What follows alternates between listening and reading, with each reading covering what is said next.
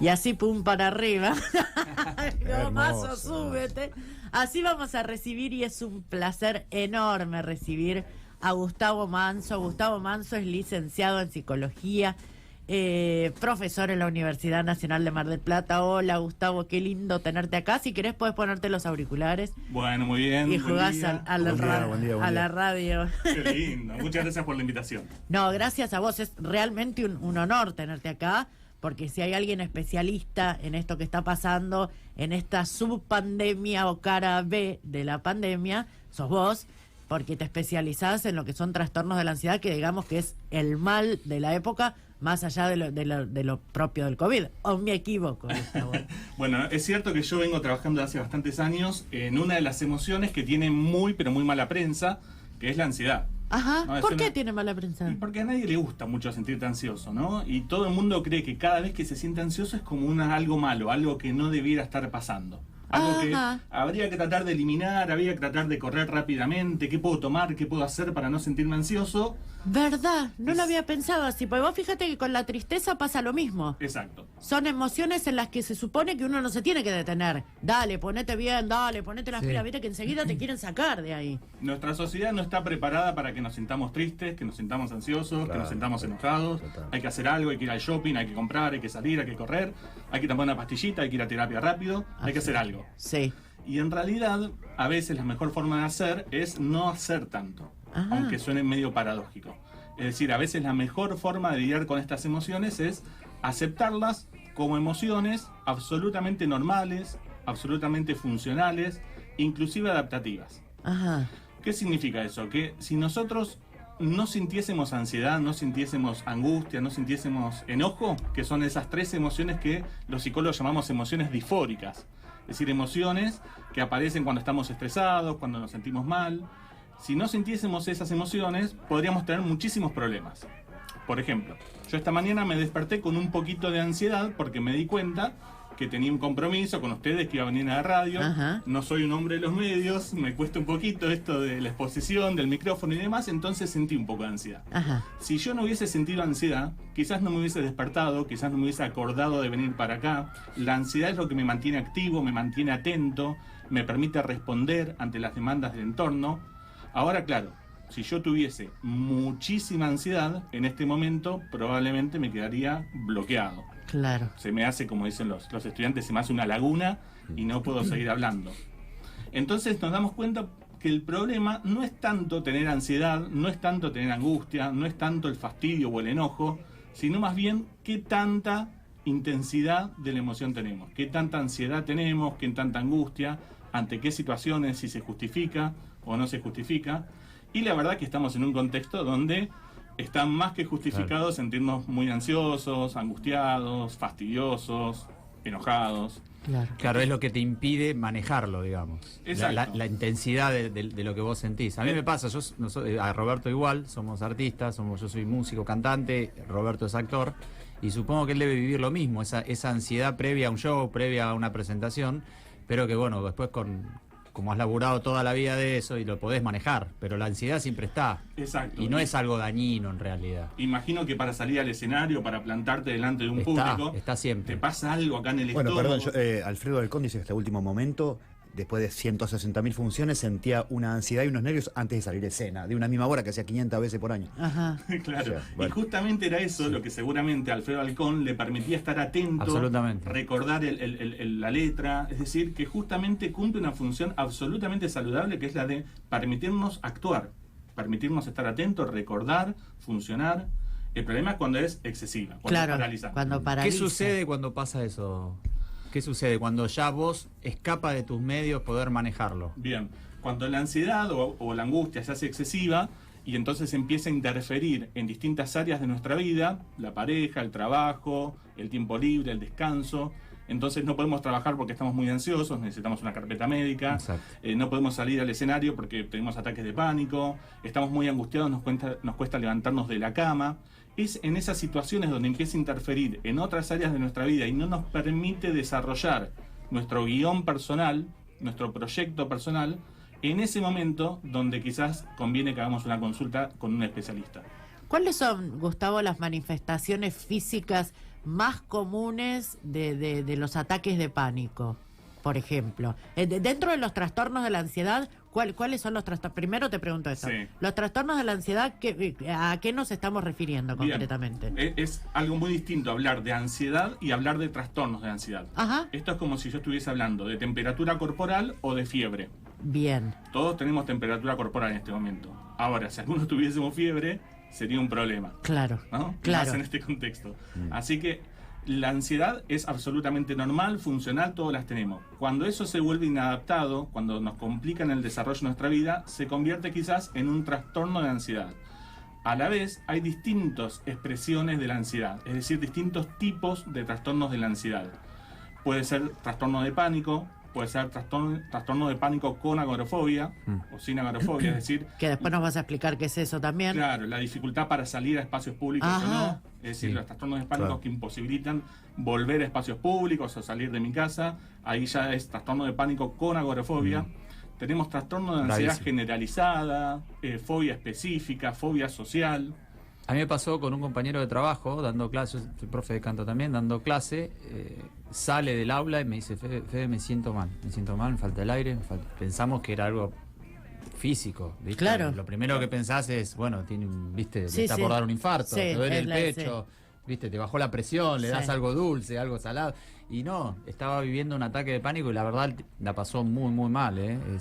Sentía como que le faltaba el aire, no podía Que respirar. todos tenemos conocidos que le ha pasado, que Sí. hace 10 años era impensable, ahora tenemos conocidos que le está pasando, le pasa y dicen ese ataque de pánico y no tenía, qué sé yo. ¿no? ¿Qué hacer, doctor, ante un caso así? Que estás en lo cotidiano del trabajo, un compañero de trabajo está sufriendo un ataque de pánico así fuerte. ¿Qué hacer en ese caso? Bueno, es una buena pregunta, porque en realidad no hay mucho para hacer desde afuera, Ajá. ¿sí? Más que contener, Exacto. inclusive físicamente, estoy acá, va a Claro. pasar, esa ansiedad, tratar de respirar profunda y Exacto. lentamente. La respiración, y los actores y los músicos saben mucho de respiración, la respiración es un ansiolítico natural. Sí. Es decir, que en vez de tener que tomar un clonazepam, un alprazolam, si uno aprendiese a respirar profunda y lentamente, Sí. Es la decir, ansiedad desde lo disminuye. externo voy adentro, digamos. Exacto. Comienzo por lo mecánico y me sigue en lo Perfecto, psicológico. porque ahí hay un mecanismo que es atencional, donde la persona deja de estar atento a sus síntomas corporales y empieza a estar atento a su respiración. Y al dejar de estar atento a sus síntomas corporales, los deja de interpretar como amenazantes. Y si los deja de interpretar como amenazantes, la ansiedad disminuye. Exacto. Ajá. Y si disminuye la ansiedad, disminuye las sensaciones físicas. Claro. O sea que ahí entramos en un círculo virtuoso. El círculo vicioso es, tengo ansiedad, me genera sensaciones físicas, creo que las sensaciones físicas no son de la ansiedad, sino que son la posibilidad de tener un ataque cardíaco, un ACV, me pongo más ansioso, se incrementan las sensaciones físicas, me sigo poniendo más ansioso y ahí estoy en un círculo. Claro. Claro, se vicioso. retroalimenta. Exacto. Vicioso. Pero está buenísimo lo que vos preguntaste, Fede, porque más allá de los que tienen concretamente ataques de pánico y todo, el entorno, para el entorno también es muy desestabilizador. Porque el entorno también dice, ¿qué le pasa? O sea, Claro, se está muriendo y genera también mucha incertidumbre. Está buenísimo eso que acabas de explicar de qué hacer cuando alguien de tu entorno está pasando por un ataque de pánico en ese momento y bueno, esto de contenerlo, de calmarlo, de ayudarlo a respirar, está buenísimo eso también. A las personas que nos escuchan, si les está pasando esto, de tener sensaciones físicas, aceleración cardíaca, si le pasa de manera sistemática, frecuente, siempre es recomendable que se hagan los estudios médicos correspondientes. Exacto. Una vez que los estudios médicos correspondientes dicen que no hay ninguna alteración fisiológica, la consulta psicológica es importante. Había un primer síntoma antes de llegar al extremo de estarse, digamos, del ataque en sí de pánico. Hay algo que me dice, esto puede ser un ataque de pánico, un síntoma. Ojo que acá se viene una, Un o sea, síntoma chiquito, alguna claro, cosa. Claro. una alerta. ¿Hay Como un alguna? aviso. En realidad, los síntomas son los mismos. Claro. Es decir, vamos a nombrarlos algunos. Aceleración cardíaca o taquicardia, sensación de falta de aire, hormigueo, parestesia en el cuerpo, mucho dolor de estómago, el pecho se me cierra, opresión torácica, temblor, sacudidas, sofocación, frío, sensación de que me voy a morir. Las sensaciones físicas son las mismas. Lo que varía, y uno puede utilizar como una alerta, es la intensidad. Es decir, el ataque de pánico es la máxima expresión de esas sensaciones físicas. Pero si yo estoy sintiendo o empezando a sentir esas sensaciones físicas en un nivel muy bajo o muy tenue, ahí mismo intento aplicar la respiración diafragmal. O sea, Ajá. en realidad no modifica, son las mismas sensaciones físicas que pueden ser menos intensas o más intensas. Lo mejor, lo ideal, es Agarrarlo de entrada, Agarrarlo claro. de entrada. Porque cuando yo estoy ya en un ataque de pánico, que alguien me diga, Gustavo, acordate de respirar, Claro. es muy difícil. Sí, claro, Claro. eso. Entonces Claro. en esos momentos a veces la sublingual, la pastillita sublingual ayuda. Ah. ¿Por qué? Porque la ansiedad afecta lo que es la parte prefrontal del cerebro, que es la parte que la ansiedad inhibe el pensamiento racional. Ajá. Cuando estamos muy muy ansiosos Claro, no. te impide razonar. Exacto. Entonces lo que uno cree es que se vuelve loco, que me voy a morir, que esto es terrible, y me impide darme cuenta que eso es ansiedad. Entonces tengo que tratar de no llegar a esos niveles de ansiedad donde ya me impide inclusive pensar más racionalmente. Es bravísimo. Es que lo emocional es una ola que te pasa por arriba muchas veces. En ese momento, al principio, eso está bueno saber al principio cuándo.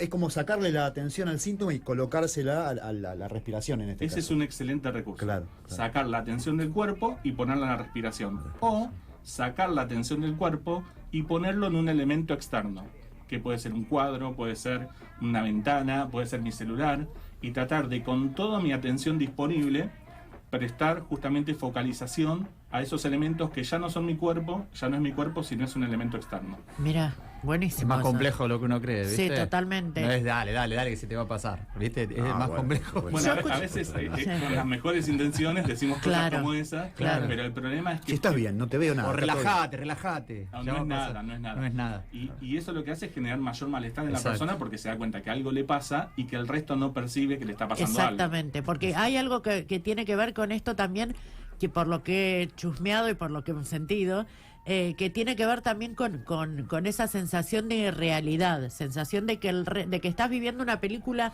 diferente a la que está viviendo el resto. Sí. O sea, como que te separás del resto de la gente y que nadie te está entendiendo y nadie está viendo lo que a vos te está pasando. Eso es también característico de estos trastornos del ataque de pánico, Gustavo. Sí, claro, porque la ansiedad también afecta a los procesos de percepción, Ajá. con lo cual también la manera en que yo me veo a mí mismo, a mi propio cuerpo y a mi ambiente se modifica. El indicador físico se llama despersonalización o desrealización, que a veces uno lo puede experimentar bajo ciertas sustancias químicas, ¿no? Ajá. Pero con mucha ansiedad también puedo percibir de manera distorsionada el ambiente. Con lo cual, la persona que no sabe que eso es ansiedad, es una sensación muy pero muy fea, porque se está sintiendo como muy ajeno y ahí aparece esta idea de me estoy volviendo loco. Claro, Estoy que perdiendo la conexión con la realidad. totalmente, porque más allá de los síntomas físicos, de decir me está dando un infarto, me está dando una ACV, me está dando esto, me está dando aquello, la sensación de perder la razón, de que se te está soltando la cadena, No, seguro. es una cosa Además, la película mental, la mente una vez que se desata, total.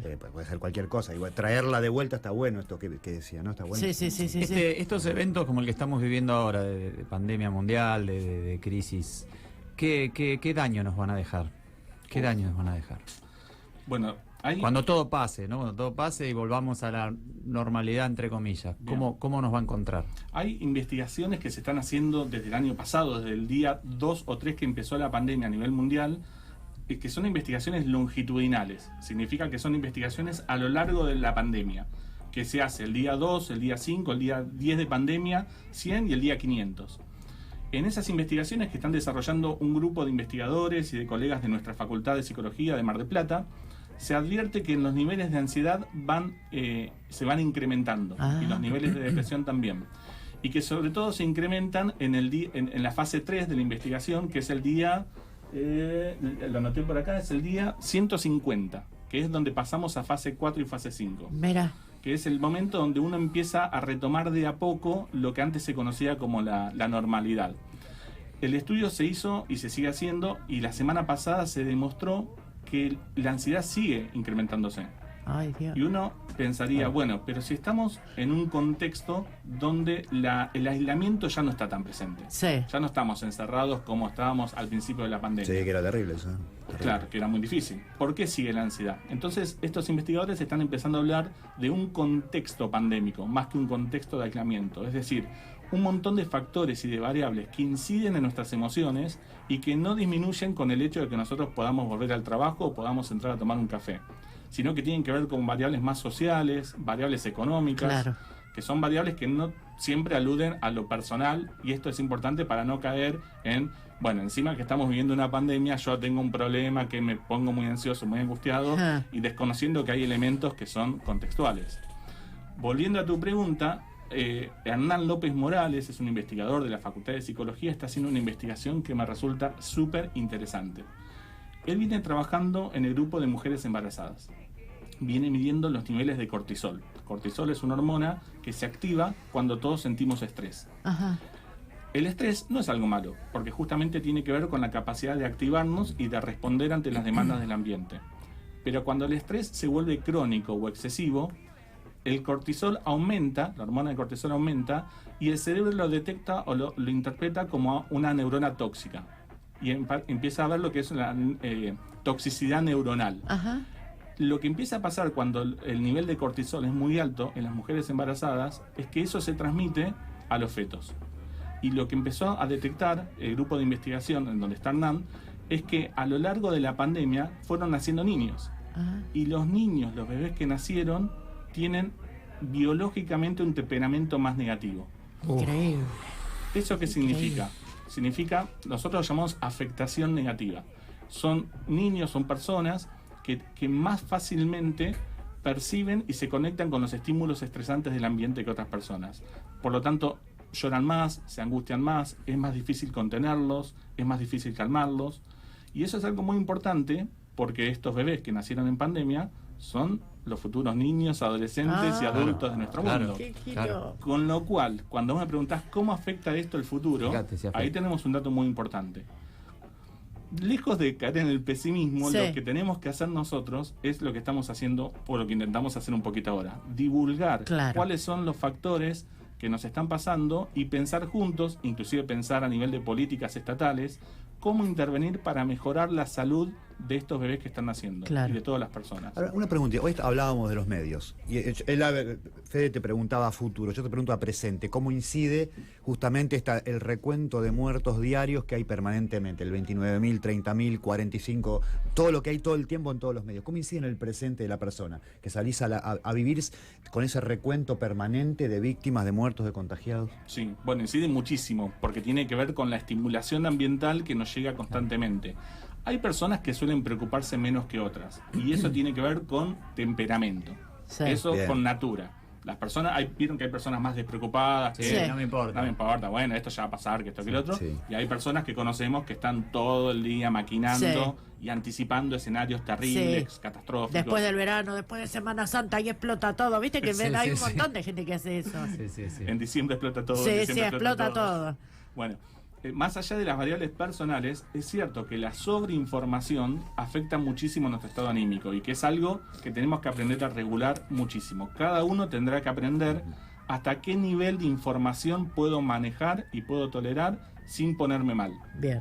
Es decir, qué nivel de información me resulta absolutamente útil y adaptativa para cuidarme, Claro. para Un tomar filtro recaudos. personal. Un Exacto. filtro personal Sí. de la info que es Preservándote la Continua. cabeza. Hay cosas que no me permiten funcionar bien y otras cosas que me interrumpen el Seguro. funcionamiento, otras cosas que hacen que pueda funcionar aunque esté informado también. ¿no? Seguro. Exacto, exacto. Esa es una medida muy, muy personal y que además tenemos que tener muchos cuidados porque el nivel de estimulación informativa que Sí. tenemos en nuestra Sí, sociedad sí, es enorme. enorme, Enorme. enorme. WhatsApp, redes sociales, Sí, agotador. medios de comunicación masiva. Es Desde tremendo. acá estamos tratando de revertir un poco eso, no tener la felicidad del idiota, pero Qué lindo buscar- nombre, la felicidad del idiota. Lo voy a usar en algo, gracias. pero buscarle la vuelta a la cosa. Gustavo Manso, licenciado Gustavo Manso, ha sido un honor, un verdad. placer. Sí. Y creo que es fundamental lo que estamos aportando a Arre, que se hacía la que estaba salvando a la humanidad, pero creo que es fundamental lo que estamos aportando al caos general desde este lugar, desde este rincón acá en Vorterix. Gustavo, vas a estar el próximo viernes con nosotros también, si Dios quiere. Nos pueden mandar sus consultas a Arre. ¿Va a estar de nuevo, Gustavo? Me dejó mi marido. En la pandemia se fue con otra. Nos dejás tu mensaje al 548-1045, el WhatsApp. Gustavo Manso es profesor de la Universidad Nacional de Mar del Plata. Tiene máster en trastornos de ansiedad. Es lo que se dice un grosso y ha sido un honor La verdad. tenerlo acá. Y muchas gracias, gracias. Gustavo.